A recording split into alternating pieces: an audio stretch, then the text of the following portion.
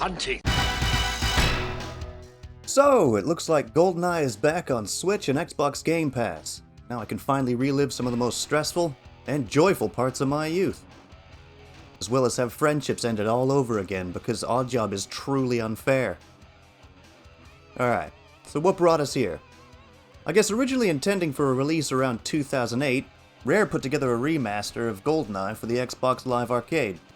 This version included updated textures, improved hand-built character models, and the ability to hot swap between new and old graphics, similar to games like Diablo 2 Resurrected and the Halo 1 and 2 Anniversary editions.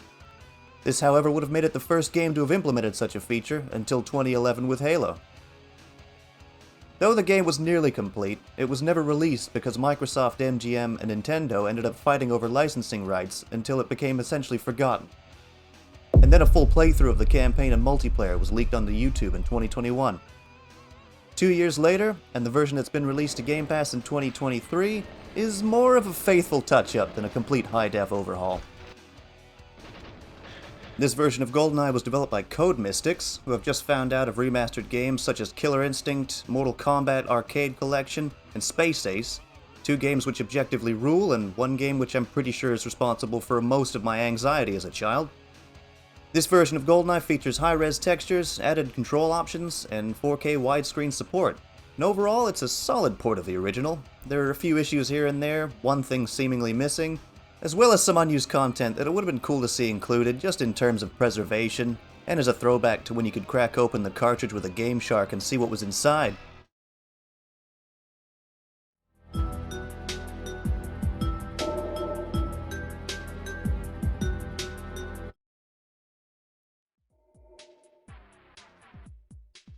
I guess despite not being the version Rare intended to release on the 360, the visual presentation of Goldeneye 23 is about as good as I would expect.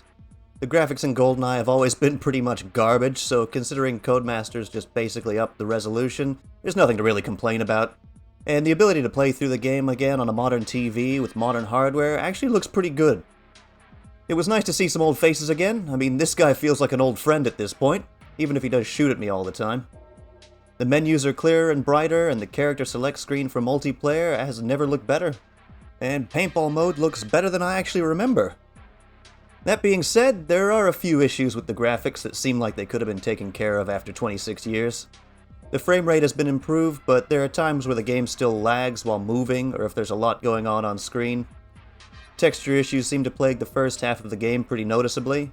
There's misaligned textures, objects popping in and out, and draw distance is still so low to where invisible enemies can shoot you from off-screen. This star pattern in Surface 1 and 2 seems pretty new to me, and the giant eye thing on the wall in Bunker looks psychedelic. Overall, the visual issues are pretty easy to ignore, I guess, because let's be honest, this game is 26 years old, and it was never the most visually appealing game to begin with.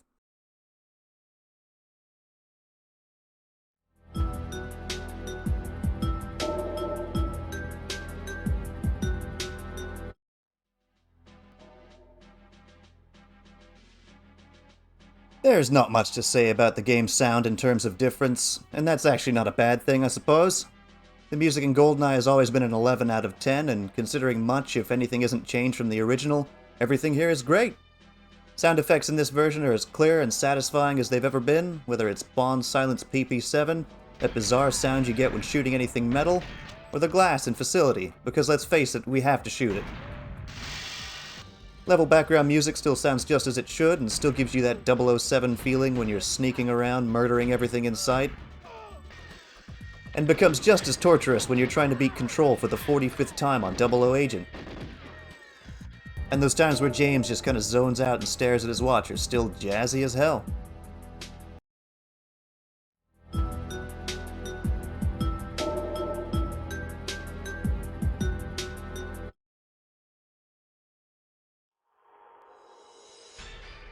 In terms of gameplay, Goldeneye 23 feels mostly no different to the 1997 original. Initially the game felt sluggish and unresponsive until I cranked up the dead zone and sensitivity settings, and then it felt like Goldeneye should. The modern Xbox controller feels like a definite improvement over the N64's original layout, with the only major difference being that precision aiming doesn't feel quite the same as it used to. The guns remain unchanged and are still ridiculously fun, the Klob still sucks, and I've somehow developed a newfound hatred of the throwing knives. Agent difficulty still makes Bond feel like a super spy murder machine with the easy auto-aim, and Secret and 00 Agent are still enjoyable, if not incredibly frustrating to rememorize and master.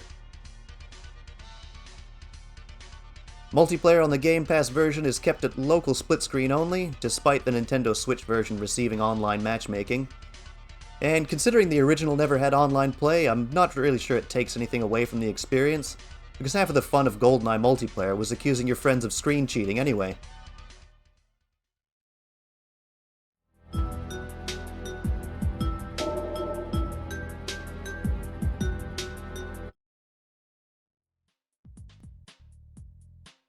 Despite a few texture issues it would have been cool to see ironed out, Goldeneye is still fun to play through even after 26 years since it was first released. Getting to relive the campaign and the struggle that came with overcoming levels like Silo, Jungle, and Control on 00 Agent still felt great to complete. Frame rate issues and occasional lag do take a bit away from the experience, but can easily be overlooked considering this is a game from the earliest era of 3D home consoles, and is just inherently fun to play anyway. It is a bit of a disappointment not to see any of the unused content resurrected for this release. The image files for Roger Moore, Sean Connery, and Timothy Dalton's Bonds have been removed due to licensing. But how cool would it have been to include some of the stuff you could find on the original cartridge with a Game Shark, like the dev models or terrorist and biker models?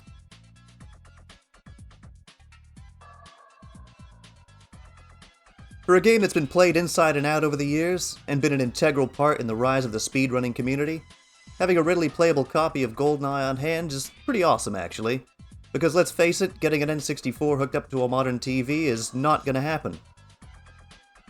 Sadly, I'm pretty sure this means we won't be seeing Rare's remaster anytime soon. At least not until maybe 2025, when Goldeneye the movie turns 30, and they'll need some marketing material.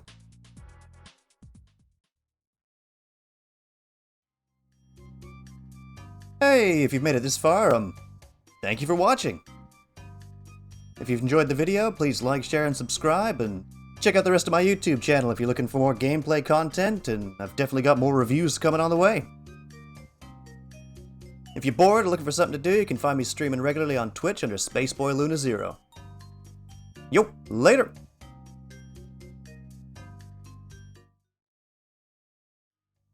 I forgot to mention what I thought was missing, and so far I cannot seem to get back up into the vent in facility from that backing up into the toilet method. I don't know if the physics have changed enough, like with this remaster, to where that's not a thing anymore, but that would really make me sad if that's gone away. Anyway, see ya!